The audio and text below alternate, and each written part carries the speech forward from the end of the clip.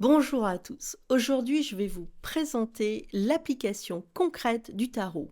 Comme vous le savez, le tarot est souvent associé à la prédiction du futur et il est perçu par beaucoup comme un moyen de répondre à des questions sur l'avenir ou des questions en général. Mais ici, je vais vous montrer la vraie utilité concrète du tarot. C'est parti! Tout d'abord, voici ma définition du tarot. Bien sûr, ça n'engage que moi. Je vois le tarot comme un éclaireur de poche qui nous aide à comprendre où nous en sommes dans notre vie à un instant T. Le tarot nous permet de faire le point et d'avoir un aperçu clair de notre situation en ayant la visibilité nécessaire pour nous projeter dans l'avenir par rapport à notre présent. Et pour cela, il prend en compte toutes les données de notre sujet, il nous connaît, il connaît toutes les informations nous concernant, puisque c'est nous qui tirons les cartes, il sait absolument tout, et c'est son gros avantage, parce que c'est comme une supraconscience qui sait catalyser toutes les informations de manière à les rendre digestes et exploitables. Si vous tirez les cartes pour une autre personne, et je tiens à le préciser, cela fonctionne exactement de la même manière. Ce sera la supraconscience de cette personne, vous pouvez l'appeler comme vous voulez, qui sera sollicitée. Maintenant, je vous invite à me dire, selon vous, à quoi sert le tarot, puisque je vous ai donné ma définition. Mettez les réponses dans les commentaires, je serai très intéressée par votre avis. Maintenant, prenons l'exemple de Jean-Pierre, un professionnel qui se trouve à un carrefour important de sa carrière. Récemment, il a eu un entretien pour un poste qui représente une opportunité majeure pour lui. Et puis depuis, il est en proie au doute. Il se demande, est-ce que je vais passer l'entretien?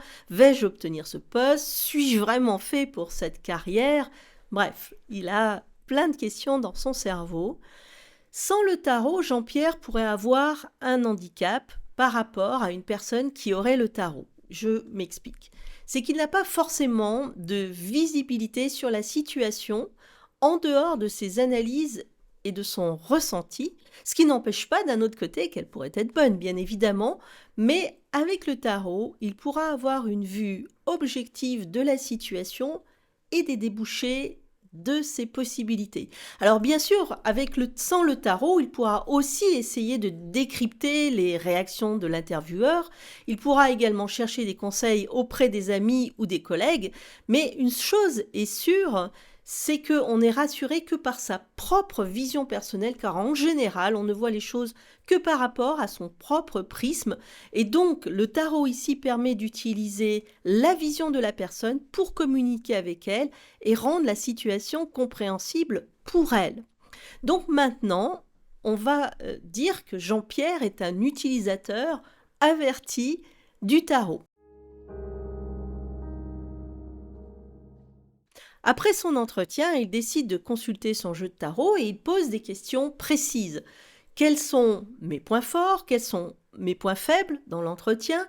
Quelle attitude dois-je adopter en attendant une réponse? Enfin bon voilà, il peut poser ce type de questions. En tirant les cartes, Jean-Pierre reçoit bien évidemment des informations qui vont être utiles, comme par exemple la carte de l'empereur pourrait suggérer qu'il est en position de force face à ce qui s'est passé et qu'il doit avoir confiance en lui et en ses compétences. S'il tirait par exemple la carte de la Lune, ça pourrait indiquer qu'il doit plutôt être attentif à ne pas se laisser submerger par ses inquiétudes ou alors qu'il a des illusions complètes par rapport à ce poste. Alors évidemment, je vous donne des exemples caricaturaux car le plus important à retenir ici, c'est que Jean-Pierre a des informations claires et qui lui serviront à adopter la position adéquate par rapport à sa situation. Grâce à ces cartes, Jean-Pierre commence à voir sa situation sous un angle différent. Il réalise par exemple que son inquiétude est naturelle et ça ne va pas l'empêcher d'avancer. Il comprend également qu'il a bien performé lors de l'entretien, mais qu'il doit rester patient et confiant en attendant la réponse. Ce sont des possibilités, bien évidemment.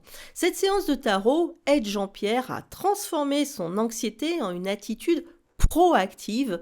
Plutôt que de s'inquiéter passivement, il sera confiant car son super conseiller spécialement designé pour lui sait les choses et il ne se trompe pas. Dans cet exemple, le tarot a servi de catalyseur pour que Jean-Pierre prenne des mesures constructives et proactives. Mais il y a aussi d'autres exemples, comme par exemple l'utilisation du tarot lors de la création d'une entreprise peut offrir des vues uniques en complétant les méthodes traditionnelles d'analyse et de planification. Quand on démarre une entreprise, il est crucial de bien comprendre les défis et les opportunités de l'entreprise. Le tarot permettra alors de les identifier parce que des cartes comme par exemple la tour pourraient indiquer des obstacles majeurs face à une idée qui n'est pas viable. C'est très important, n'est-ce pas? Tandis que la roue de fortune pourrait suggérer des changements imprévus face à des prévisions actuelles du marché. Cette démarche peut donc aider à anticiper et à planifier des stratégies. Alors bien sûr, je vous donne des exemples d'entreprise, je vous donne des exemples professionnels, mais ça s'applique vraiment à tout, n'est-ce pas? Dans l'élaboration d'un business plan, il est essentiel de comprendre le marché et les clients cibles. Le tarot peut alors offrir des aperçus sur les tendances du marché et les comportements des consommateurs. Le tarot donc pourra vous permettre de vous confronter dans vos choix stratégiques, finalement, quels qu'ils soient. L'utilisation du tarot permet donc une approche holistique qui va au-delà des analyses purement logiques des statistiques. Il ouvre la voie à une compréhension plus profonde des missions, des défis, des opportunités et des stratégies nécessaires au succès. Ainsi, la véritable force du tarot réside dans sa capacité à exposer clairement une situation et à permettre une compréhension profonde de son essence et aide à se positionner de manière optimale par rapport à elle. Bien sûr, certains pourraient argumenter qu'on peut arriver à ces conclusions sans le tarot, et je le conçois totalement. Mais l'avantage du tarot réside dans le gain de temps face à des situations complexes, qu'elles soient professionnelles ou sentimentales. Et parfois, il y a tellement de paramètres souvent confus que cela devient difficile de faire des choix. Dans notre vie quotidienne, nous sommes souvent confrontés à des situations où des décisions doivent être prises rapidement, mais avec une profonde réflexion. Et c'est là que le tarot devient un outil inestimable parce qu'il va agir comme un accélérateur de compréhension et de clarté de la situation. C'est-à-dire qu'en offrant des perspectives neutres, et j'insiste sur le mot neutre, n'est-ce pas, et varié, le tarot aide à éliminer les préjugés personnels et la confusion émotionnelle qui peuvent souvent retarder le processus décisionnel. Par exemple, dans les situations où les émotions sont fortes, comme dans les relations personnelles, les choix de carrière, le tarot fournit vraiment une compréhension plus objective et équilibrée. Le tarot excelle particulièrement dans la navigation à travers des situations complexes et c'est vraiment là sa force parce que lorsqu'on est confronté à des choix multiples ou à des problèmes entremêlés, comme c'est très souvent le cas, le tarot peut révéler des connexions ou des influences sous-jacentes qui ne seraient peut-être pas évidentes autrement. Je le montre d'ailleurs assez souvent dans mes formations. Cela permet de gagner du temps en identifiant les véritables enjeux au cœur d'une situation plutôt que se perdre dans des détails superficiels comme on le fait parfois quand on est complètement perdu dans des réflexions. Comme vous pouvez le voir, le tarot a vraiment des applications bien plus vastes et bien plus profondes que ce que l'on pourrait penser au premier abord.